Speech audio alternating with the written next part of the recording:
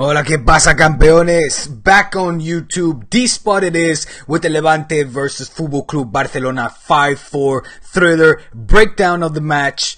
And let's see what's going to happen because got a lot of stuff to talk about. I know that a lot of culés out there are very angry, very upset, not pleased at all with the way that this season is winding down. And I'm not going to lie, okay? A lot of you make a lot of good points, but I'm here to try to put reason behind some of those points. And I guess calmar los ánimos un poco, just calm the nerves down a little bit. So let's get right into it. This is Diego. This is D-Spot. Let's get kicking.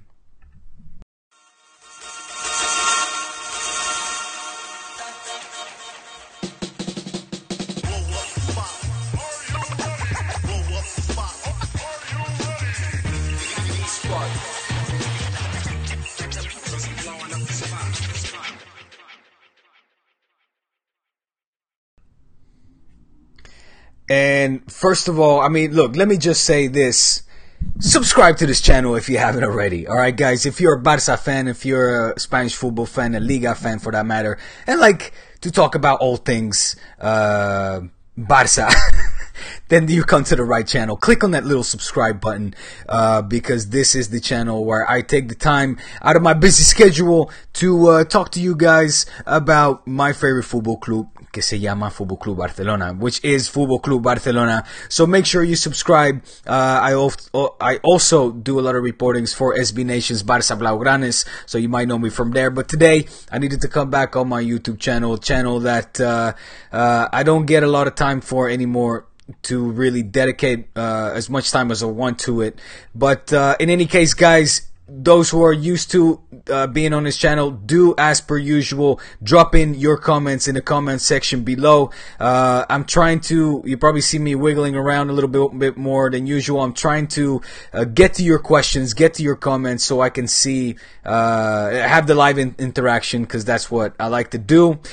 This channel is for you guys, Barça Spanish football fans, to talk openly about all your thoughts, all your concerns. So let's get right into it. As I now see Mohamed saying, hola, I'm done with the manager. Blaugrana saying, hola, Diego. Ala Madrid saying, Diego.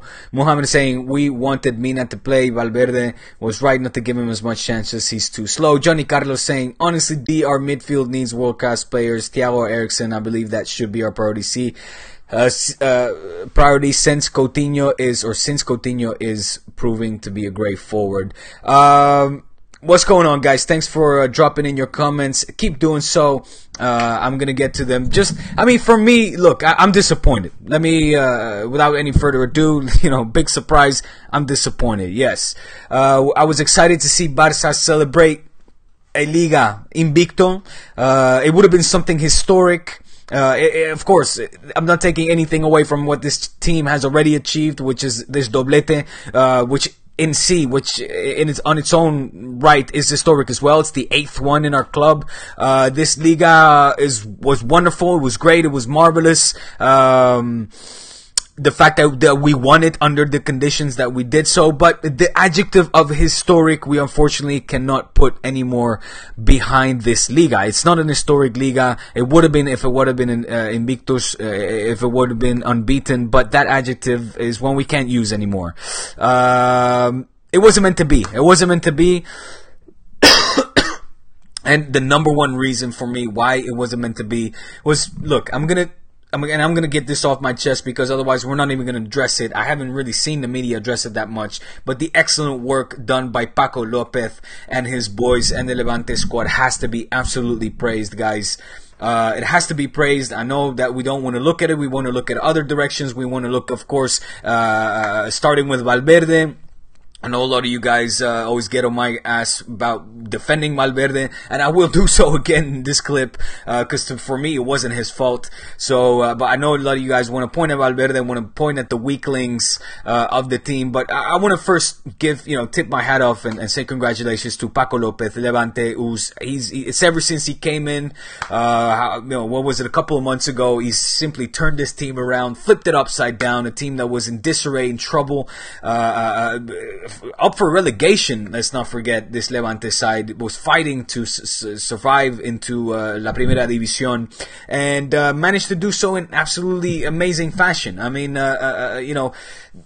he deserves a trophy in his own, Paco Lopez I'm talking about, because right now, let's not forget that if La Liga would have started ever since Paco Lopez took over Levante, they would have been leading right now. They've gotten something like 20 of the last 25 points under him. I think it was 8 wins, un empate, one draw and 0 losses. Absolutely amazing stuff from Paco. So that first has to be said. Now, of course, what hurts is the what and the how, right?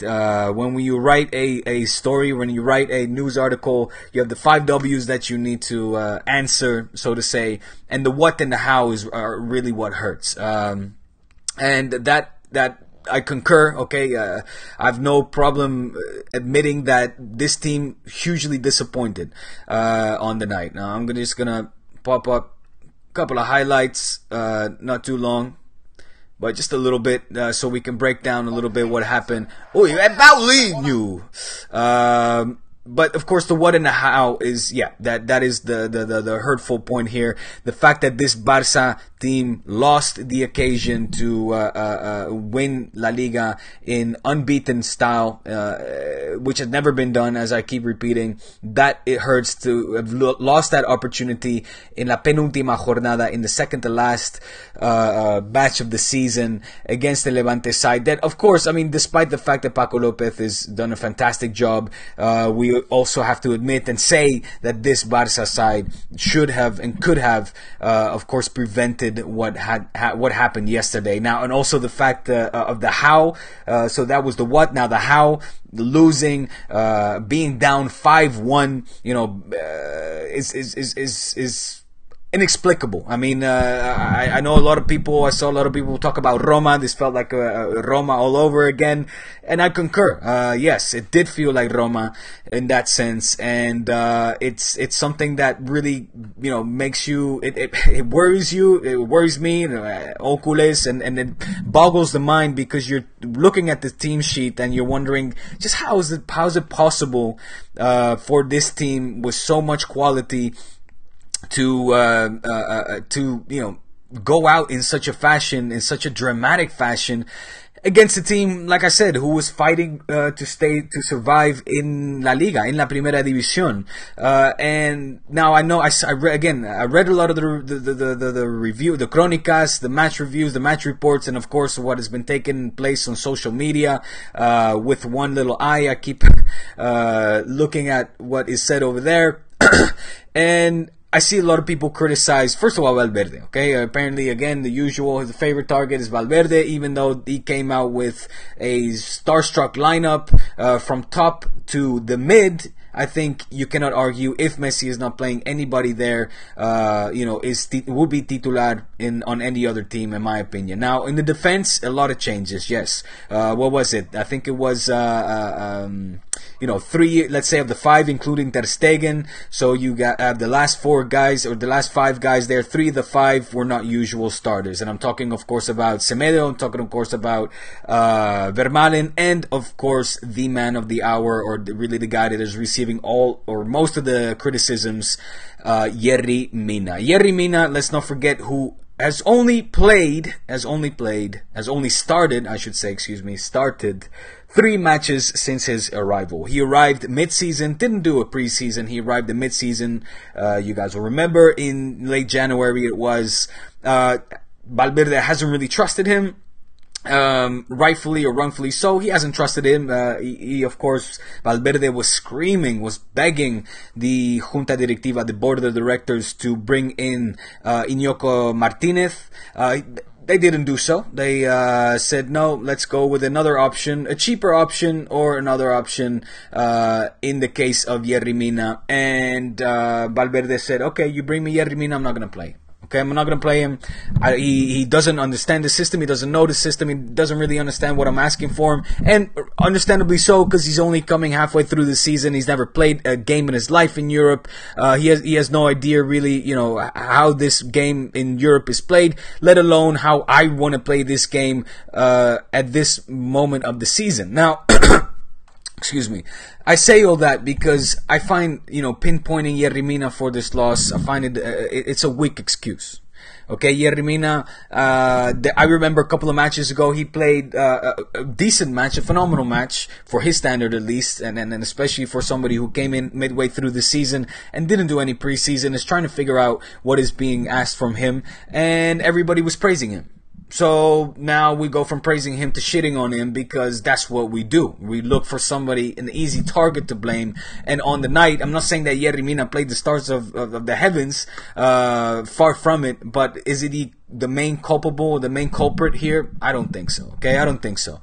Now, looking at the team sheet that I just want to bring up here quickly, sorry, and then I'm going to get to your question because I'm sorry guys, I don't have a lot of time. As I mentioned, Alba, the only usual starter. Vermaelen unfortunately had to come out, another injury prone player here. Played, has had a good season, probably his best season, without question his best season ever since arriving to Barça, his healthiest season for that matter, but unfortunately se recayó, he re-injured himself, had to go out, so Piqué came back in. I think at that point, Barça was losing 2-1, Piqué then formed the pareja central, the central defenders with Yerry Mina, and they added 3 more goals onto their tally with Piqué being there. So is it all down to Vermaelen and Yerry Mina? No. Is it all down to Yerry Mina? No, I don't think so neither. Can we blame the forwards? Luis Suarez, I saw a lot of people shitting on him. Poor match to his standard, I'm gonna agree. But, for that matter, did Iniesta have a good match? I don't think so. I don't think that Iniesta had his best performance neither. Busi didn't really neither, for that matter. I was happy to see Iniesta being substituted out, and I thought Denis Suarez had a stellar game, for that matter. Goes to show again that, give a player continuity, and that player is potentially capable of showing that exactly what he's worth. And in a case that, like Denis Suarez, who's been at the club now for a couple of years, understands, even played at Barça B, so really understands the Barça philosophy, we can say, is capable of showing that he is able to fill in the boots of an Andrés Iniesta when Andrés Iniesta is not having a tip-top performance. Again, I'm not going to say that Denis Suarez played exactly like Andrés Iniesta. That would be stupid for me to say, but he played a good game. So my point being here is continuity, guys, continuity, and also knowing your position. The positioning, it's something that I mentioned in my tweet earlier for La Liga Lowdown. I said my top 3 problems, or for me the top 3 reasons why what happened yesterday was rotating players, lack continuity, and understanding of positioning. That, for me, you can see is what happened with Yerry Mina, a player that is not having continuity and also doesn't understand the system yet.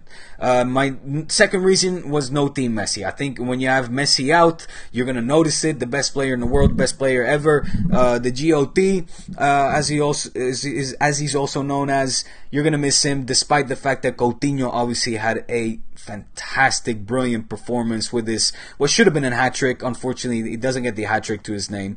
But you're going to notice him missing, of course. There's no doubt about it. And can we sit here, or should we sit here and debate the fact that in itself is worrying, the fact that we miss Messi and we're so heavily dependent on him? Yes, of course we should be discussing that. I'm not saying that we shouldn't be. But that is not Valverde's problem. It's not Valverde's problem that he gets players like Yerry Mina, that he gets players like,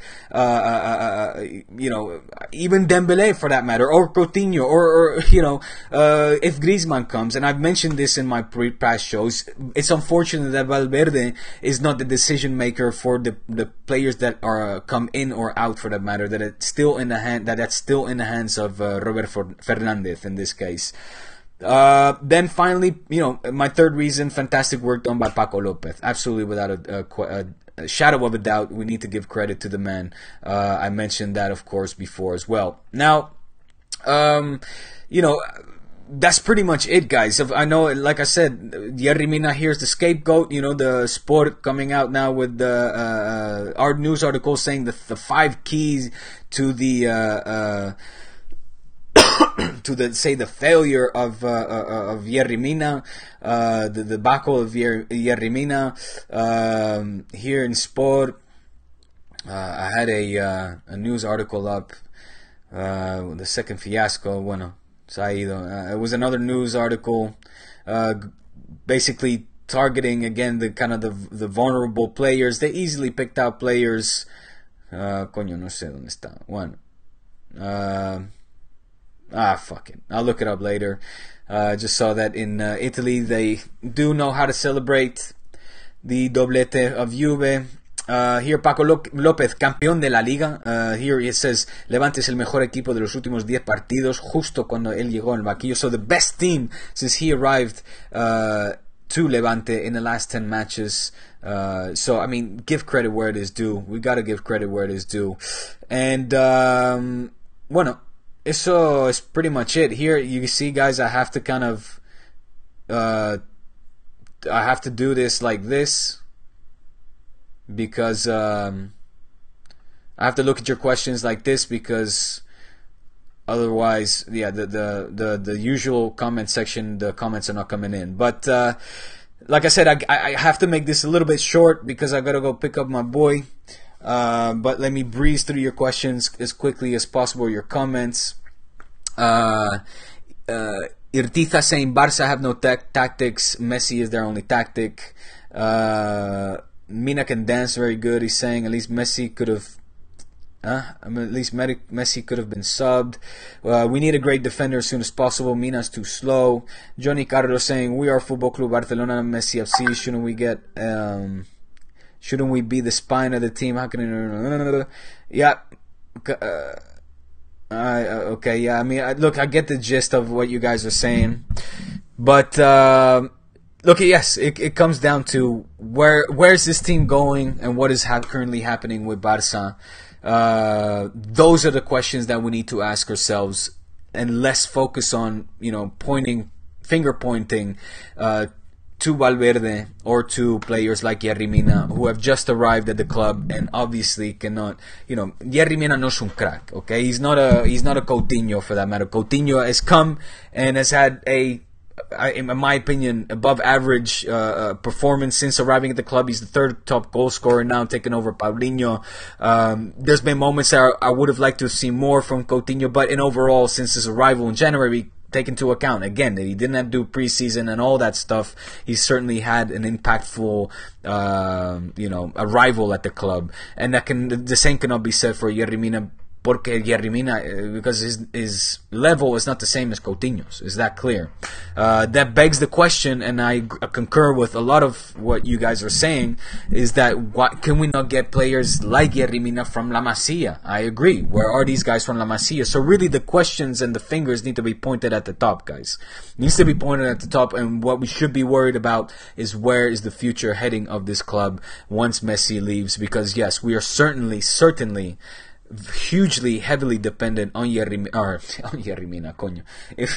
Thank God that's not the case, but of Leo Messi, and that is really what worries me. What's going to happen in 3, 4, maybe 5 years time, when Messi decides to hang up the boots or at least leave Barça? Joder, I don't even want to think about it, but that is what worries me. Less so about Valverde. I trust in Valverde. Again, for me, what he's done this season is remarkable. The doblete, I don't take anything away from it. Was I going to go out to Canaletas because we won the Liga Invicto? No. I don't think any culé would have gone to Canaletas again and celebrate because we won this Liga Invicto. So it hurts the way that we lost and why, the reason, the what and the how for losing against Levante. But, for me, it doesn't take any merit away of winning this league, whether we lose one match this league or lose 0 matches this league. This league tiene mucho mérito, and Valverde needs to be praised, and these players as well. Now, for me, the question marks come from the top. the players coming in, the players coming out, and what is happening to our philosophy, what is happening to Football Club Barcelona. That is the big elephant in the room, which we need to be addressing, and less worry about, like I said, the finger pointing, y todas esas mierdas, and all those kind of things. Okay. Anyways, guys, I gotta run. It's unfortunate, but it is what it is. I'm gonna be popping up live on Barça Blaugranes a little bit later, just to basically, let them know to look at this on my YouTube channel, because I get slapped with the copyright on Facebook real fucking quick. Every time I do show a little bit of a clip of the match. So yeah, I'm just gonna basically say, look on my YouTube channel and partake in the debate as you always do. Thank you for your questions and the time you take to watch this video. Share, subscribe, do all that goodness, and we're going to be I'm gonna be talking to you guys real soon again. Make no mistake. Sorry I couldn't attend more of your questions. I see you guys asking more questions about Messi and being rested for his friendly in South Africa. Yeah, he's being rested, but because the World Cup, I mean, that's another thing. A lot of these players, you can't really put blame on these players, despite the fact that they surely wanting to win this league and remain Invicta. A lot of their minds are also put on the Mundial, guys, on the World Cup. And a lot of these players might not be going into tackles as hard because they are starting players in their national teams for this upcoming World Cup. They don't want to be a Dani Alves and miss out on the World Cup. Big shout out and lots of hopefully a speedy recovery for Dani Alves. Having said that, don't wish him any harm. Any case, guys, I gotta run. Thank you for your questions. Thanks for subscribing. Thanks for sharing. And we speak again real soon. Peace out.